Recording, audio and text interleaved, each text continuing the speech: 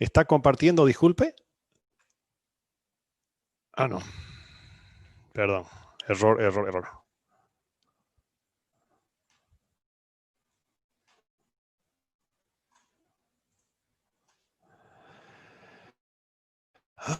Ahora voy a compartir un momentinho, por favor.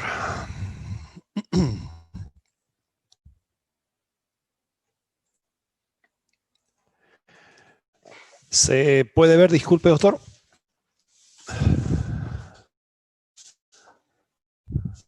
Ya se ve, ingeniero. Muy bien. A ver.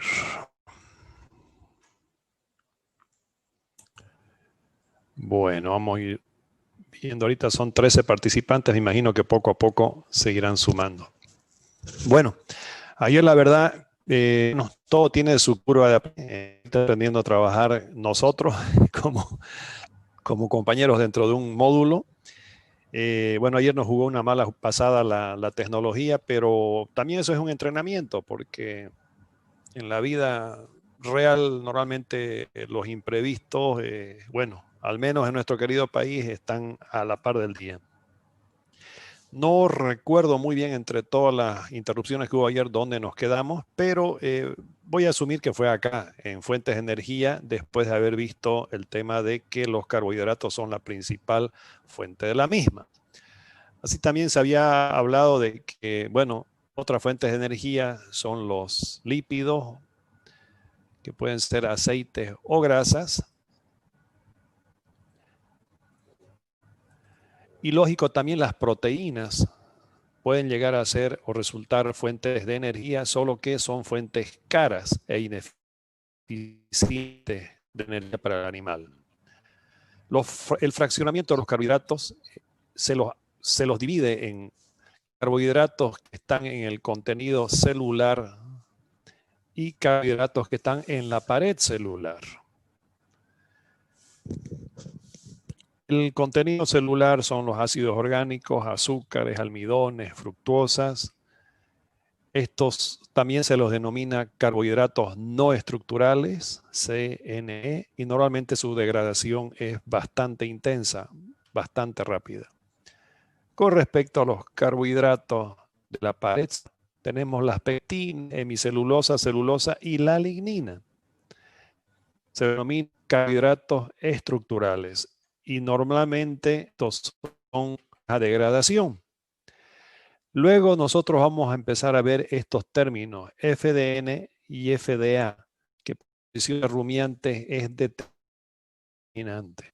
Asimismo, el uso de la energía.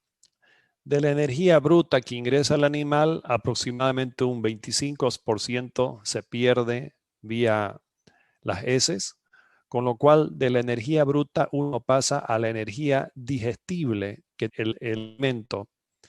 Ahí se subidas por orina, metano y llegamos a la energía metabólica, a la cual hay que quitarle un 18% de mantenimiento de calor, sobre todo en épocas de sures, o un viento por pérdida de calor, es decir, animales que están en estrés térmico necesitan energía para evacuar el exceso que están sintiendo.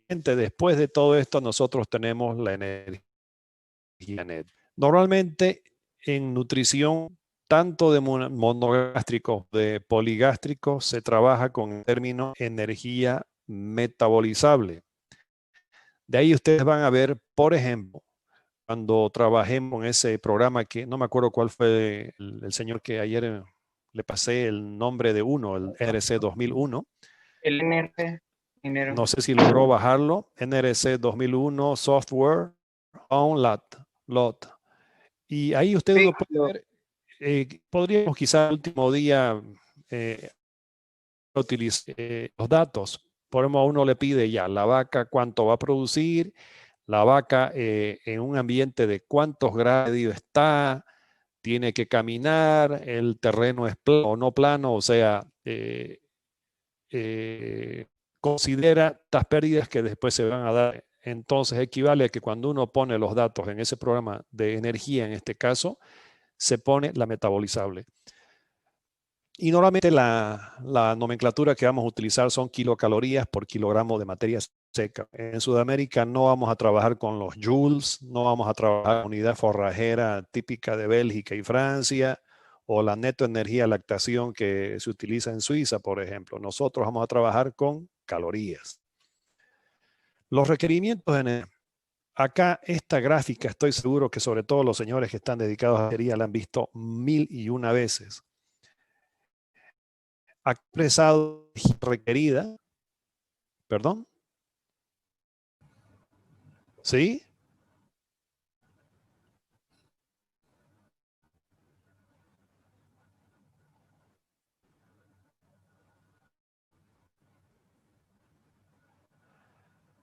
Fuerza.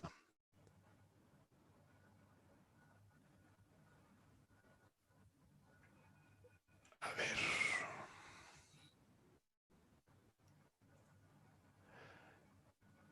Estoy en participantes, me salen todos. Silenciar a todos, admitir todo, ¿me supongo? Admitir todos, estimado ingeniero, y no va a tener problema de estar adicionando de rato en rato. Listo, ya puse admitir todo. Muchas gracias. Adicionando, estaba en sala de espera. Fuerza. Bueno. Muchas gracias. No me preocupo.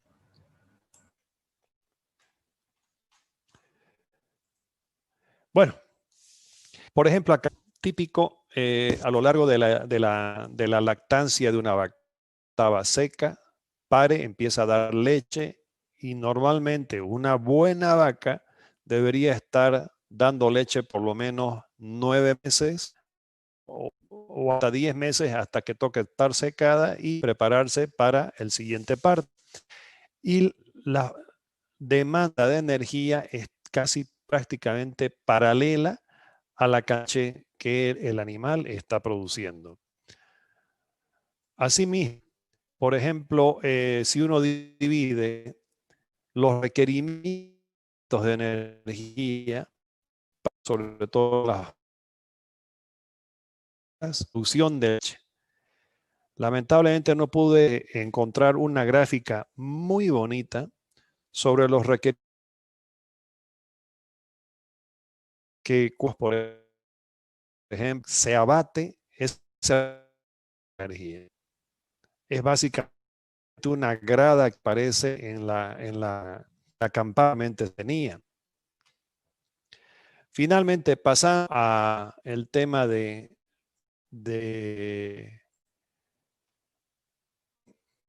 nuevamente tengo que apretar a admitir, creo que está saltando más.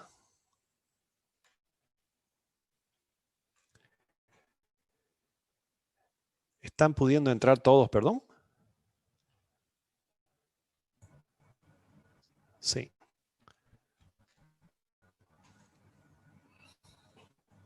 Bueno, pasando a otro punto, el tema de las proteínas. Básicamente una proteína es una macromolécula con diversas funciones.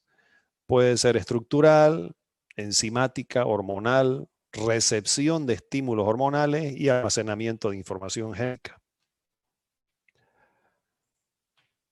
La proteína es una serie de aminoácidos. Una proteína está formada por aminoácidos. Y los aminoácidos existen alrededor de 300, pero solamente unos 20 están presentes en los tejidos de plantas y organismos. Los aminoácidos se los conoce como esenciales, que no son sintetizados por el organismo o lo son en pocas cantidades, como la adenina y histidina, sobre todo en monogástricos. Y están los esenciales, que son aquellos que normalmente el animal puede sintetizarlos per se. En este aspecto hay una gran diferencia entre lo que es un rumiante y lo que es un no rumiante.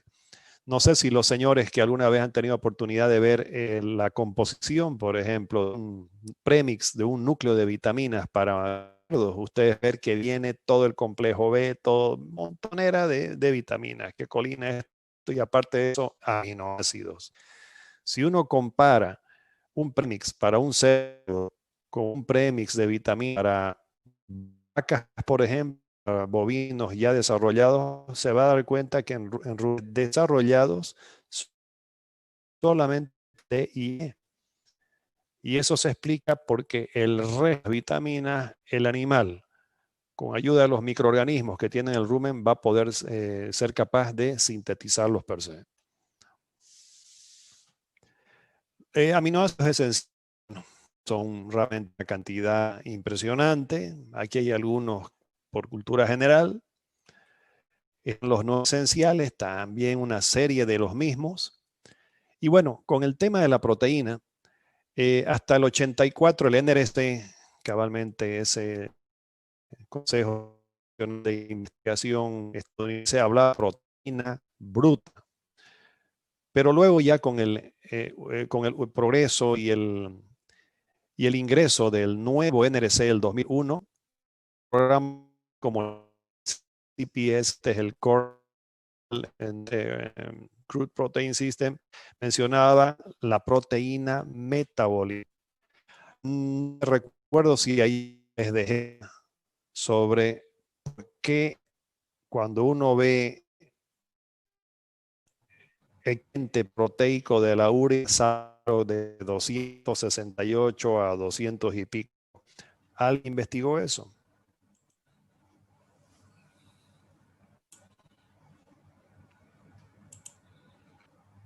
Doctor Mariscal, creo que nadie investigó. Mandó a Ana Carla, pero está bregando en entrar al curso. La pregunta era, le mandó una diapositiva. Sí, la vi, pero ahí hay que ser preciso. O sea, por ejemplo, si uno pregunta ¿qué horas son? La respuesta tiene que ser 3:30. No, sí, el jueves va a llover. O sea, la pregunta era ¿por qué el equivalente proteico de la urea es alrededor de 268 o más aún? ¿Soy yo el que tengo que habilitar a los participantes que quieren levantar la mano?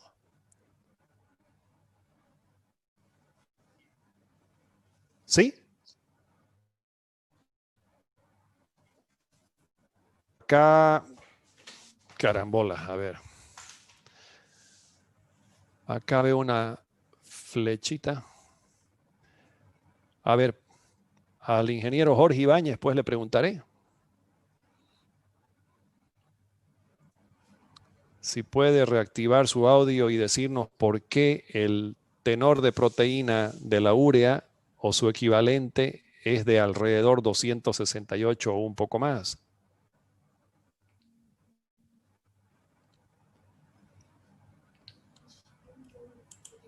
Solicitar para reactivar el audio, pero todo se mueve acá. Admitir todo. Ya estoy admitiendo más gente.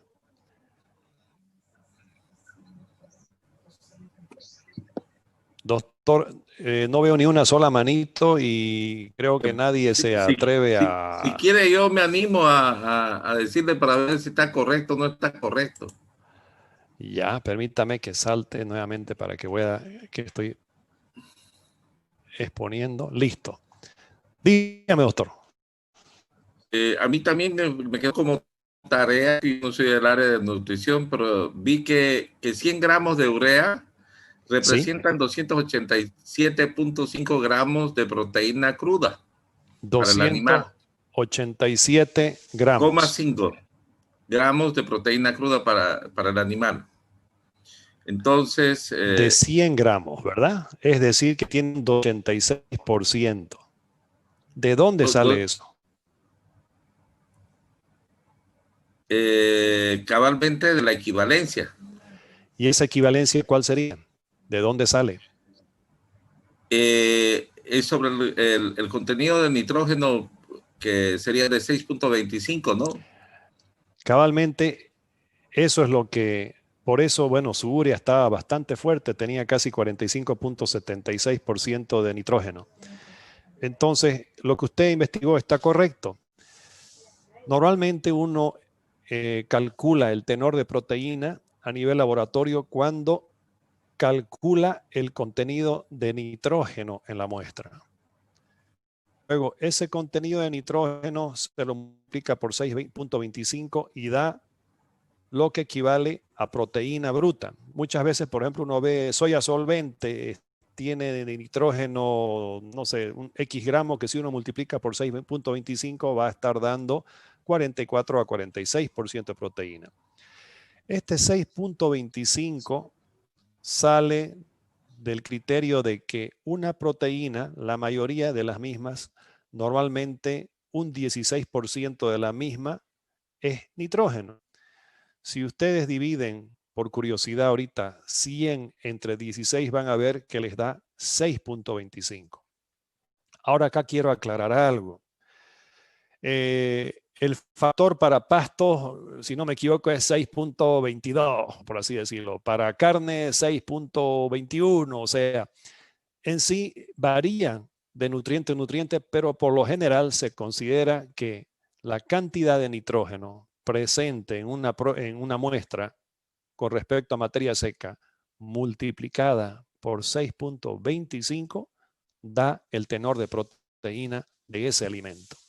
Entonces, por favor, este número, si gustan, se lo pueden tatuar en el brazo, o sea, 6.25, cantidad de nitrógeno por 6.25 y me da el tenor de proteína de la muestra con la que yo estoy trabajando. Gracias, doctor. Cabalmente de esto se trataba. No hay Luego, en rumiantes, nosotros tenemos a su vez dos tipos de proteína bruta. Una proteína no degradable en el rumen y otra sí degradable en el rumen.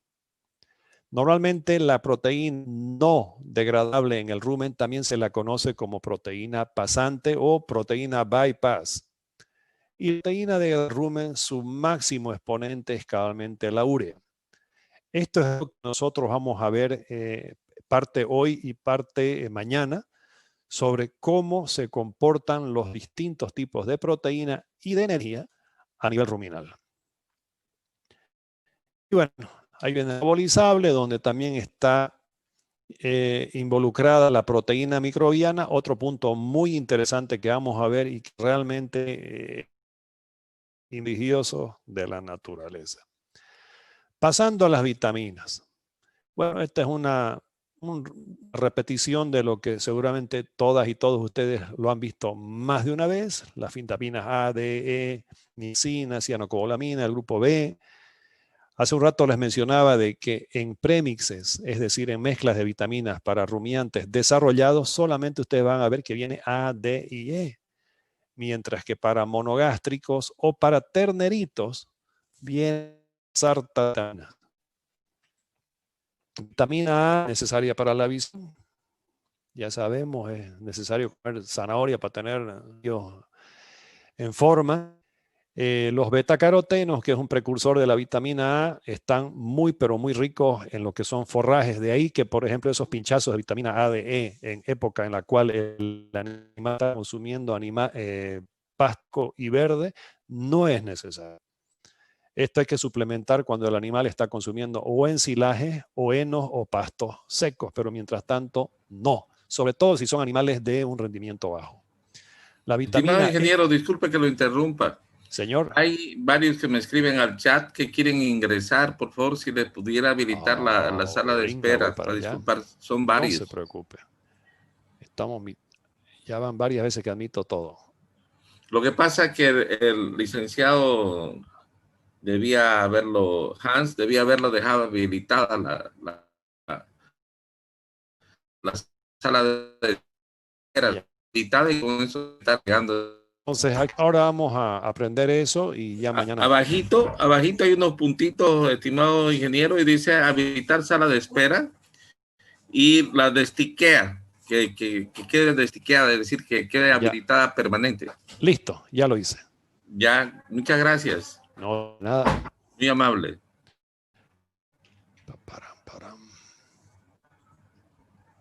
Bueno, la vitamina A.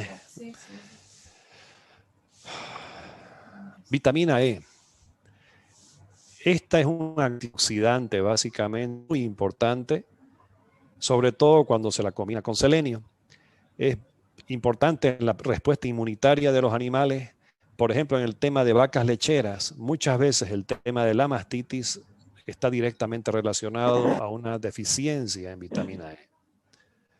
Igual en el crecimiento de los terneritos, la verdad, esta vitamina es muy importante. Con respecto a la vitamina D, esta en la mayoría de los casos, sobre todo en rumiantes, no debe ser necesario pincharla. La vitamina D normalmente el animal con la luz solar ya está recibiendo una buena cantidad de la misma. Por ejemplo, cuando uno observa a un animal lamiendo a otro, aparte bueno, de levantar algo de minerales, está absorbiendo esta vitamina D. ¿Cuándo sería naturalmente importante ponerla? Por hemos hecho todo el tiempo, cobra bastante importante. Vitamina K, otra liposoluble, que bueno, está involucrada en el tema de la coagulación sanguínea, también es importante. En rumiantes solamente en inicio, es decir, en terneritos de 0 a 2 meses, 0 a 3 meses, quizá es necesario incluirla en sus premises, mientras que en monogástricos normalmente sí es necesario. Las vitaminas del complejo B, por ejemplo, que son varias, estos en rumiantes, por lo general, no es necesario poner. ¿Cuándo utilizamos vitaminas del complejo B en rumiantes? Cuando tuvo alguna enfermedad, hubo una recarga hepática, ahí sí es necesario suplir un poco y durante un corto tiempo, simplemente hasta conseguir que se regenere todo y después ya no es necesario, porque a continuación vamos a ver todo lo que es vitamina B en los rumiantes desarrollados, ellos mismos son capaces de fabricarla a nivel ruminal, cosa que en cerdos y aves no ocurre. Normalmente en monogástricos sí hay que suplementar esta vitamina o este grupo de vitaminas del complejo B. Niacina, la misma historia. En el caso de rumiantes, solamente en vacas como la de don Virgilio, que también visitó hoy día, que están con 32 litros de producción de leche. Claramente aquí están mis datos. Pese a los 32 litros de leche, tiene 3.7 de grasa y 2.14 de proteína, o sea, 1000. Dios mío, eso es leche de exportación. En el caso de esta lechería, por ejemplo, animales de requete alto rendimiento, sí estamos utilizando niacina debido a que gran parte del forraje que consume es ensilaje. Para vacas que están en 15, 16 litros o menos, esto no sirve para nada estarla suplementando. La metionina.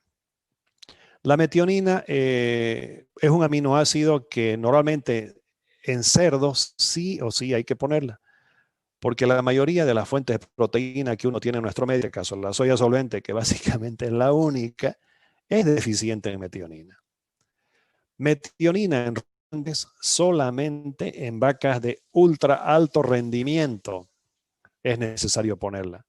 Y algo muy interesante que para rumiantes es necesario utilizar una metionina protegida, es decir, moléculas de metionina protegidas con una especie de cera que impidan que se activen o sean utilizadas por los microorganismos del rumen y pasen directamente al tracto digestivo donde recién puedan ser asimiladas. Esta es la colina.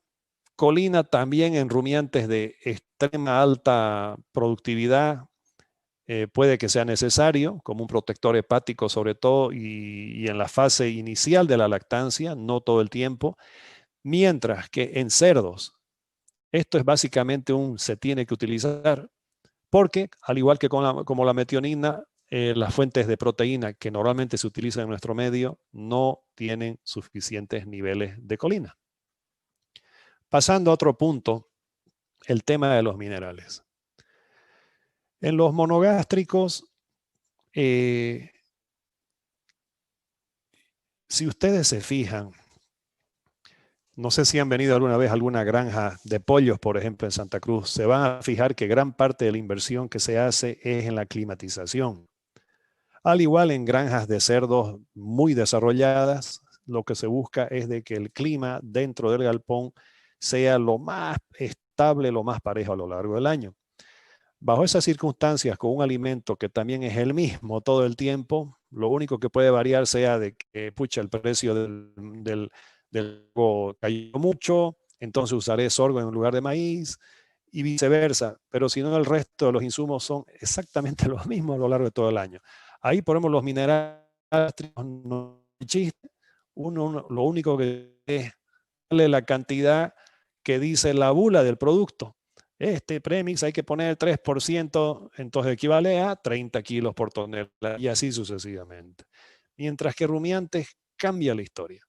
Por ejemplo, estos Nelor, que están básicamente a pasto, no nos olvidemos que la naturaleza antes de 1492 no conocía ni un solo bovino en las Américas. Por algo será. Ya después, bueno, alteramos nosotros la paz trayéndolos, entonces muchos de los potreros, de los pastos que tenemos acá por naturaleza no contienen todo lo que requieren los bovinos. Y a esto se suma el constante mejoramiento genético que se les ha dado. La verdad, me acuerdo yo, bueno, yo provengo de familia lechera, año 77, promedio de producción de las vacas de mis abuelos era 9 litros, 10.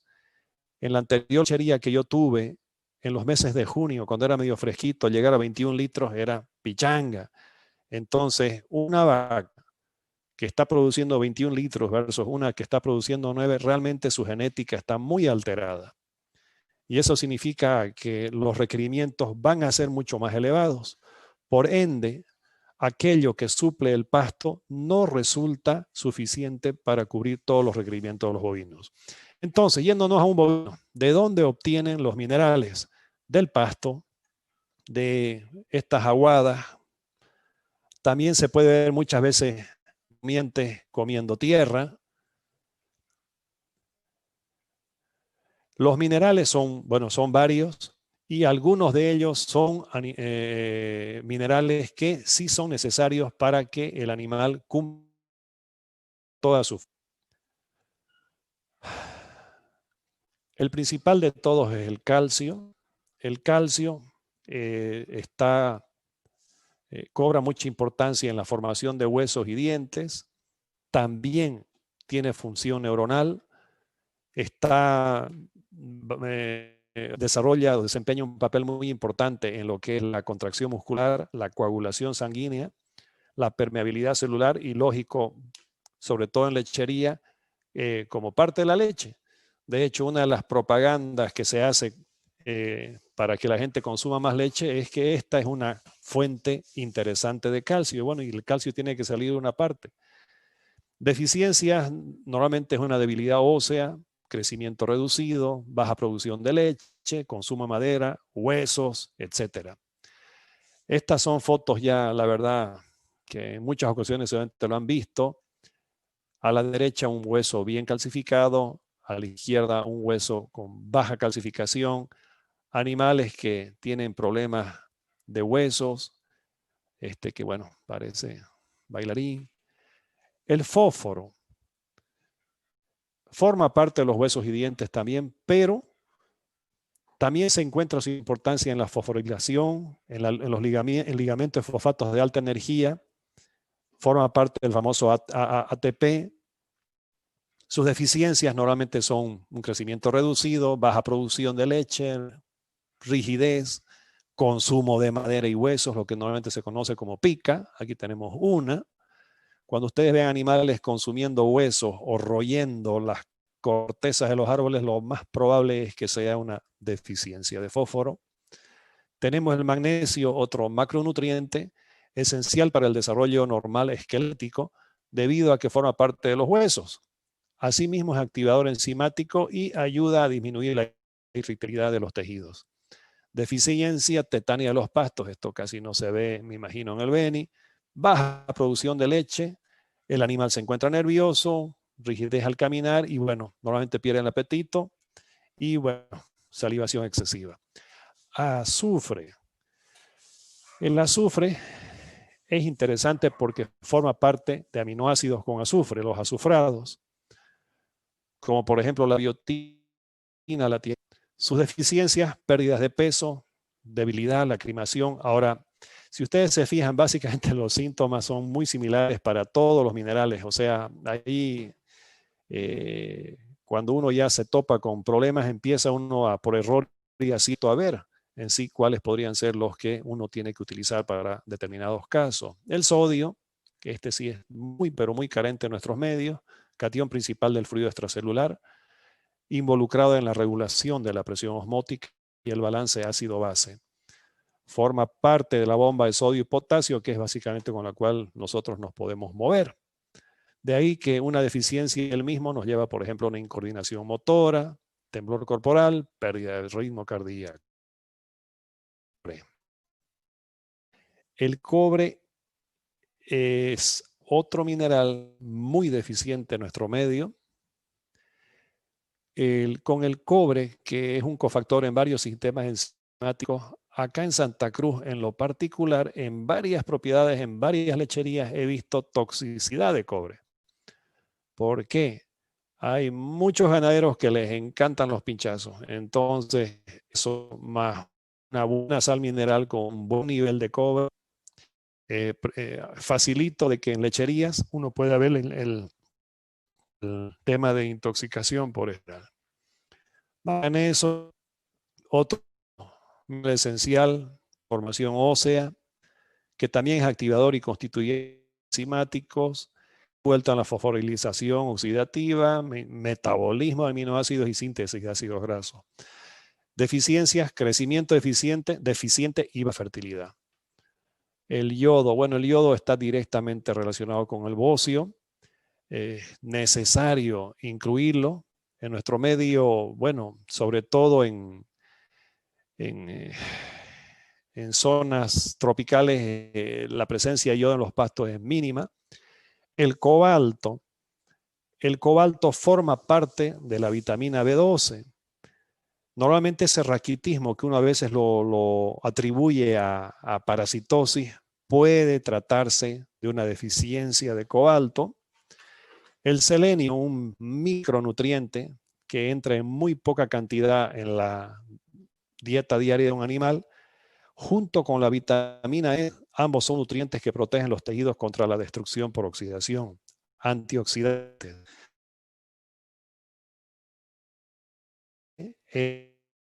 Entonces, cuando nosotros vemos baja el primer nutriente que tenemos que ponerlo en tu juicio, normalmente el zinc, otro mineral importante, también cofactor de varios sistemas enzimáticos. Sus deficiencias como descamaciones, como pérdida de color. Y aquí presento cromo. Este mineral, la primera vez que escuché su uso, debe haber sido hace unos 14 años. Si bien fue descubierto a finales de los años 50, pero su importancia en la nutrición animal, o sea, básicamente, bueno, acá dice Anderson en 1987, el también era importante en nutrición animal. 10 años, señor. Esto a cada rato van a escuchar ustedes que es muy importante que forme parte de la ración de los rumiantes.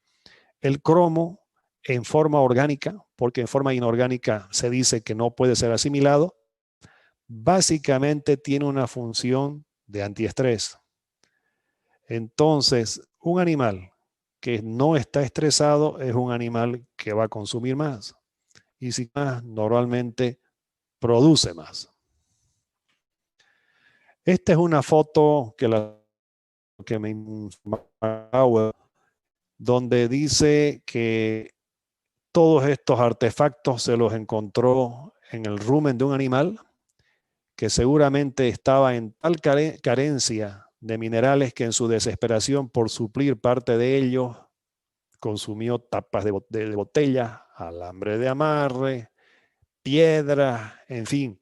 O sea, definitivamente un animal que está comiendo huesos, comiendo tierra, es un animalito que está estresado y bueno, que tiene una carencia bien marcada de minerales.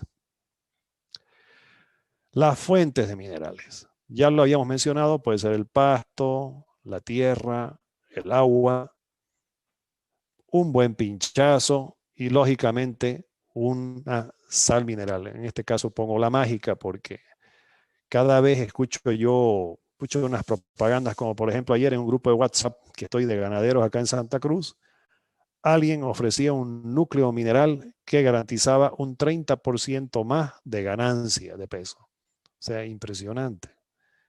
Creo que mañana voy a escribirle que me mande un poquito más de información, pero así de fácil. Come mi núcleo mineral y va a producir 30% más. Básicamente eso es la mágica. Fuentes de minerales, los forrajes, a aprender a utilizar o a interpretar los análisis que habíamos hablado, doctor Mariscal. Por favor, no se vayan olvidando. No, absolutamente. Sí, muchas gracias.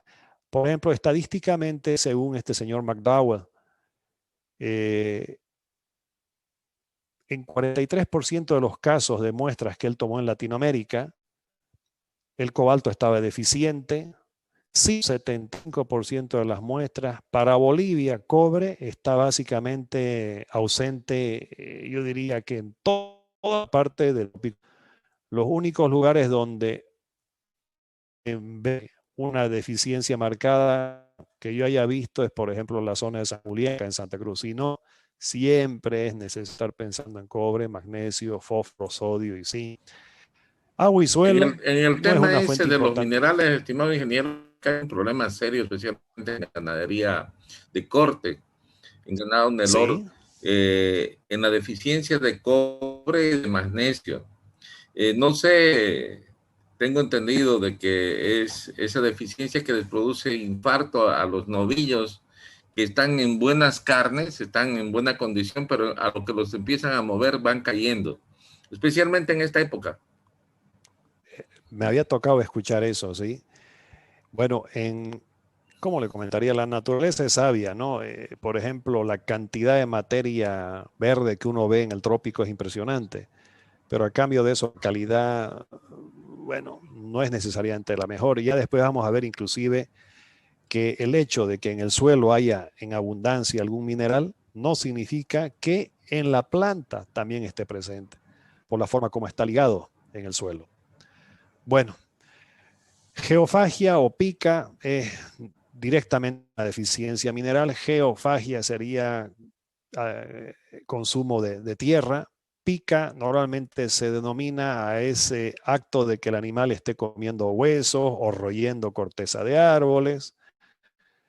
Bueno, se estima, por lo menos en ovejas, estaba pensando en el señor que imparte clases de ovejas, por lo menos unos 75 kilos de tierra se están comiendo al año.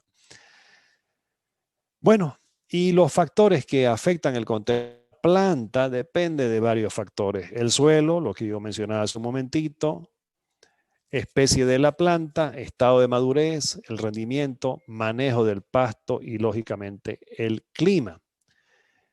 Con respecto a toxicidades de minerales, la verdad en nuestro medio, toxicidad de minerales no me ha tocado ver, o sea, porque esté en exceso.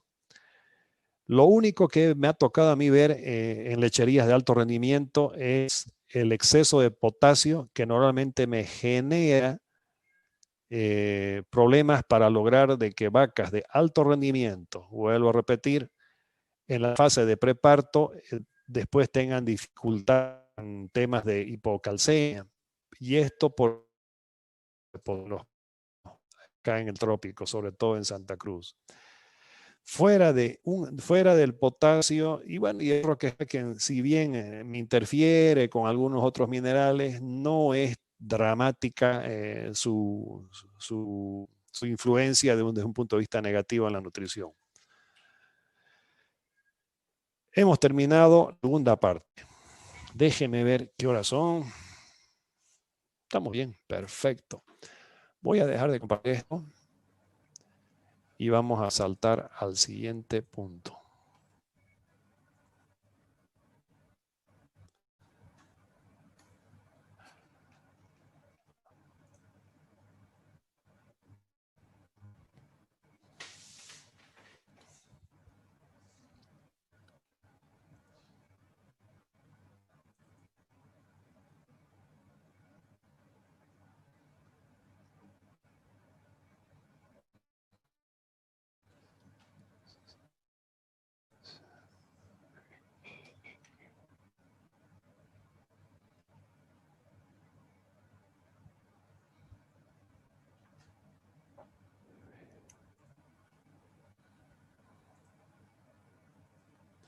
La pregunta, Mariscal, se ve Perfectamente.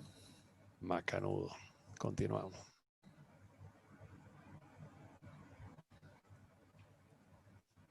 Bueno, ahora vamos a entrar un poquito a alimentos utilizados en producción animal.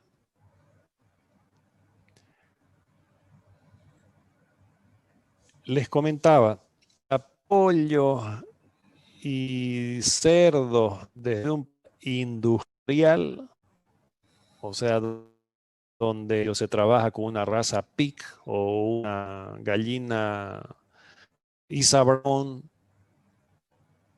o un pollo Ross.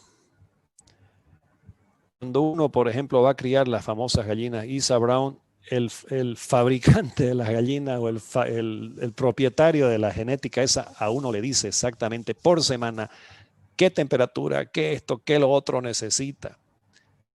Y nosotros en nuestro medio, al menos en Santa Cruz, son o sorgo o maíz, algo de arroz, algo de afrecho de trigo, soya integral, soya y quizás harina de girasol. Son 7 insumos que tenemos. No son más. Igual para nosotros. Con esos 7 estamos trabajando toda la vida. En rumiantes cambia la historia. En rumiantes, ¿qué tenemos nosotros? Tenemos granos, plantas enteras. Tenemos acá, por ejemplo, un grano que me tocó por error. Era un cliente colombiano que un día me llama y me dice, mi hijo, ¿qué sirve el cártamo? Bueno, yo lo utilicé en Suiza, que este es el cártamo como corante, pero él no tenía las hojitas, lo que él tenía era las semillitas, 60 toneladas del mismo, prácticamente regaladas. Las utilizamos. Una fuente de grasa fantástica que después por error inclusive vimos que no era necesario molerlo. Realmente interesante. Soya, aceites, melazas, en fin, una sarta de productos. Y lo que es interesante con el tema de los alimentos consumidos por los bovinos, en comparación a la de los monogámicos, cerdos y aves, son de que los alimentos de los rumiantes son de bajo valor nutritivo, con respecto sobre todo a forraje. Y algo más interesante aún, no compiten con la nutrición del humano.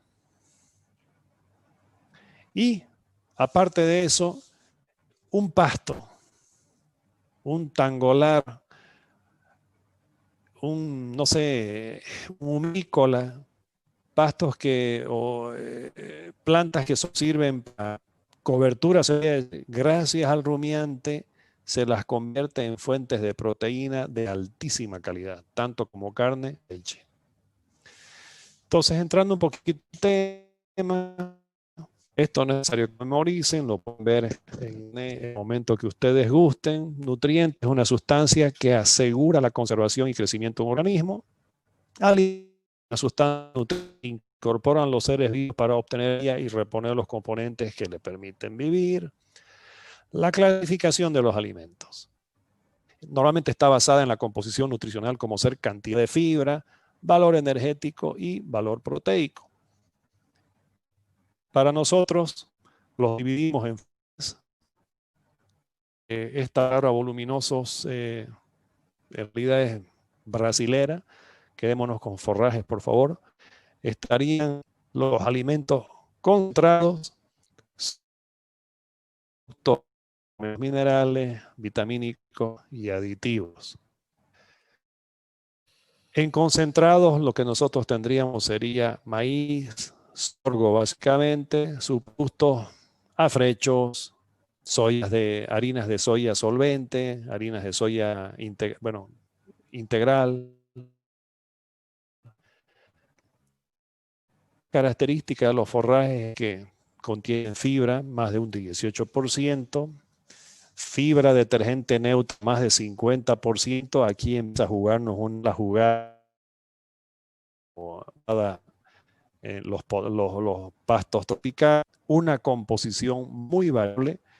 Por ejemplo, Cochabamba fue donde me tocó ver el cambio en calidad de tratado, el lol que parece lechuga, realmente una belleza. Que a llegar facilingo a tener 23% de proteína. Una semana después, 15%. 2 semanas después bajaba casi a 11%. O sea, ese es el problema de la alimentación de los rumiantes cuando estamos hablando, lógico, de buenos rendimientos. La variabilidad de la calidad de los forrajes. Con respecto a los forrajes también es muy importante las leches mantener. Otro dilema, no sé si el ingeniero Ibáñez lo vio en su estudio del tangolar versus a un tangola medio pasadón. Entonces ahí se juntan dos dilemas. Uno, menos palatable para el animal y la concentración de nutrientes lógico es menor. Y luego, debido a que nos está alterando la fisiología de los animales, es raro ver animales a los 24 en una zona fértil que estén alcanzando los 450, 460 kilos. Entonces, realmente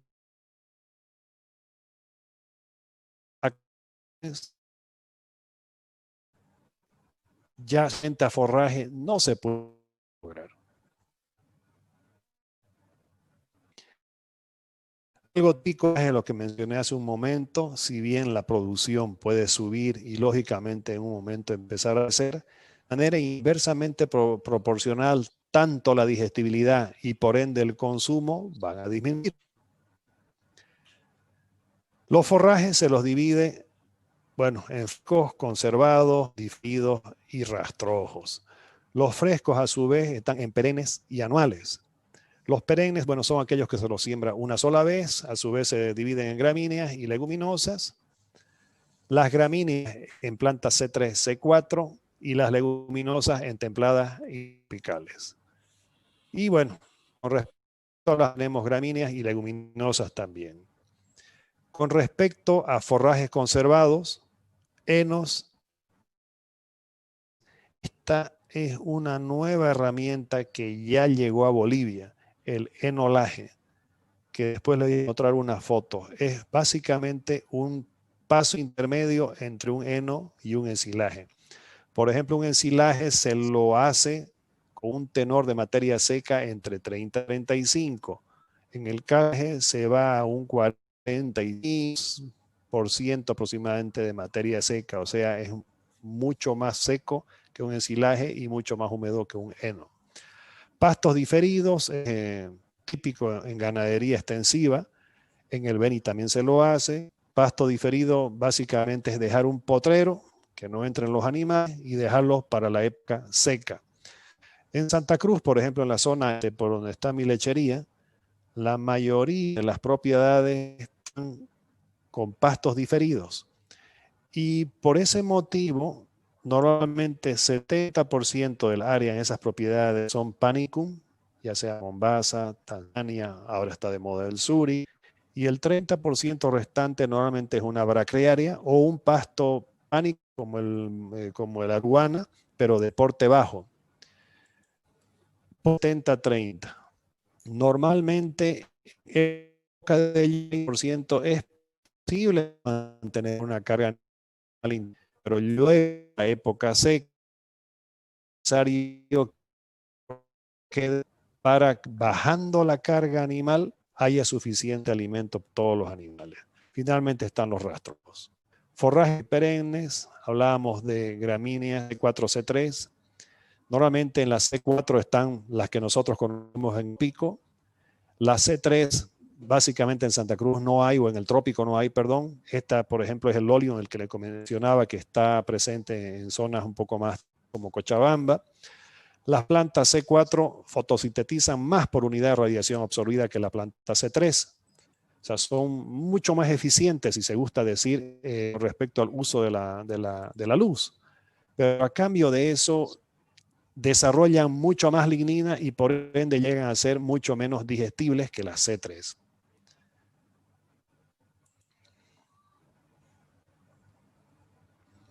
Con respecto a las leguminosas, están las trópicas, Arachis pintoi, muy bonita, Medicago sativa, que es otra envidia que yo tengo de las zonas frías, que es la alfalfa, el trifolium, son los tréboles, fuentes de proteína impresionantes cuando uno habla de forrajes. En el trópico, por ejemplo, si bien tenemos varios, el glicina, el Lablab, Mucuna, Archer, todos esos, pero cabalmente hoy visité ¿cuántas lecherías? 4, y la primera de ellas fue donde un señor que se dedicó muchos años a consorciar pastos, ya sea gramíneas con leguminosas. Y uno de los últimos estudios de este señor Vanso, que para los que nos dedicamos a la nutrición es nuestro sensei, lo que ustedes gusten decirlo, hizo un estudio en el cual dice que la mayoría de las leguminosas tropicales tienen tan alto nivel de taninos que no son digestibles para el animal. En otras palabras, puede que un glicine sea consumido por el animal, pero una gran parte va a ser excretada. Entonces, si nosotros hiciésemos caso a esa teoría que tiene el señor Vanso, veríamos que hacer un consorcio de gramíneas leguminosas más sería pensando en que la gramínea aporte algo de nitrógeno y con eso nosotros tengamos, pero en que la leguminosa aporte algo de nitrógeno y gracias a eso tengamos una fertilización que nos permita tener más gramínea.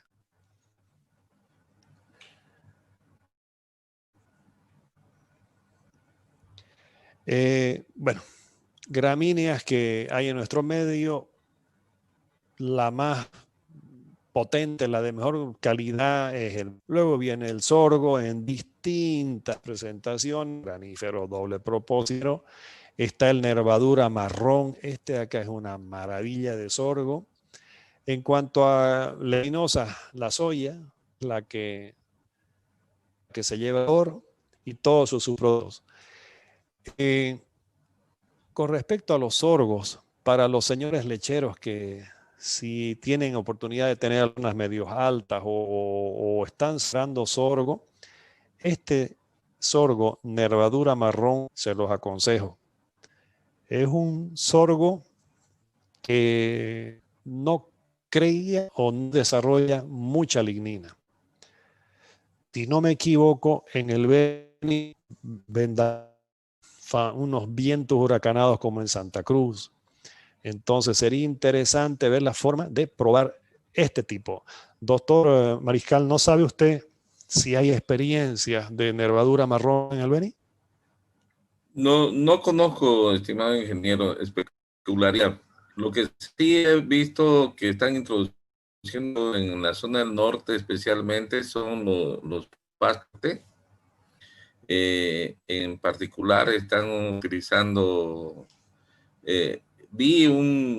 participé en un ensayo con maralfalfa, traído cabalmente de Colombia, con un excelente resultado, y también está el Taiwán verde, Taiwán morado, y ahora hay una variedad que creó Embrapa de pasto de corte, que es la Bere, no sé qué tantos, no me acuerdo exactamente, pero excepcionales. Tanto en el análisis bromatológico del pasto, en los días estaba con el 8% la alfalfa, con el 12% estaba los Taiwán, y estaba entre el 10, 11, otro que había desarrollado en Brapa. Claro que tenía, en cuanto a su conformación, tenía mejor calidad el tamaño, la producción de materia verde era mucho más volumosa que las otras variedades, ¿no? Ahí, por ejemplo, es interesante el tema de la maralfalfa. Bueno, un estudiante coreano me llegó a convencer de que le compre. Y bueno, ahí me tiene sembrando maralfalfa y historia de la misma, que el cura la inventó y que fue un cruce entre sativa, que es la alfalfa, y algún, o sea, es más o menos búfalo con una vaca. Bueno, era un, quizás sea blasfemo un cura y este más podía ser posible para hacer lograrlo. En fin, la cuestión que prueba. ¿Y para qué? En época de yo tenía suficiente mar alfa, pero pasaba la época seca, empezaron mis problemas. Esa mar alfalfa la sembré en una que el ingeniero Ibáñez la conoce, puede corroborar que no estoy mintiendo. Ni con riego creció. Llegaba a una altura de, no sé, 40 centímetros, plum, echaba su espita y desde junio, julio no crecía un centímetro. Cosa. Bueno, ahí fui y le reclamé a mi alumno, ex alumno, porque no lo hubiese aplazado, la verdad, justo cuando yo más necesitaba el raje, que era época seca, no lo tenía, no le riego. Entonces ahí aprendí ese dicho que ayer se los dije, que una cosa es adaptar y otra adoptar. Yo en ese adopté, o quise copiar lo que en Colombia se hacía. Bueno, voy viendo un poquito la historia de esa mar alfalfa y resulta que eso de proteína de que se generaban los hacían en el Valle del Cauca. 2.800 metros. Y muy interesante, pegado al Ecuador. Por Bolivia, uno habla de la zafra, azúcar en qué mes empieza, porque es un desastre. No puede, 4 meses, solo por la zafra de la caña. En esta zona de Colombia es año redondo, o sea, no en el sentido mismo de la palabra. La zafra es todo el año. Lógico que no cortan toda la caña o sea, de un solo saque, no. Tienen tanta que les da para cortar días durante los 365 días del año. ¿Por qué? Al estar más hacia Ecuador, luz, mejor dicho, no tanto como en nuestra zona. Por ejemplo, si ustedes se fijan en invierno, 5:30 de la tarde, o ya está oscureciendo, casi pegamos la noche con luz. Mientras está esta variedad, uno, quizás lo más importante. Y número dos, en esa zona no se conoce. O sea que me imagino que en el Beni también no me ha tocado, sí, una vez me tocó un surazo. Quizás sea dos, pero es como para letargar el crecimiento de estas plantas. Entonces ahí, por ejemplo, el mar alfalfa o la mar no. Mientras Ya. sí me estaba creciendo. Al tenor probablemente uno se tiene, ¿no? Y luego, como ayer hablábamos, cuando uno piensa en nutrición, acuérdense, 80% hay que darle de importancia a la energía, 17,2 a los macros y la diferencia a lo que son los micronutrientes. Entonces ahí me quedé con la duda, bajo las mismas mismo grado de riego, de fertilización y todo eso, hacer una comparación hablando de producción anual de estos 3 pastos de corte. Ahora, con respecto a y Taiwán verde, en esa lechería que tenía la chiquitita, Taiwán morado por un factor. Taiwán morado tiene menos pelusa, Taiwán, lo cual menos irritado. En sí es para que yo me decida por mi Taiwán morado. Y le cuento algo que el Taiwán es más resistente al salivazo. Bueno, de Yapa. Esa es la otra ventaja. Pues la verdad sí. Bueno, continuando un poquito, está el pastoreo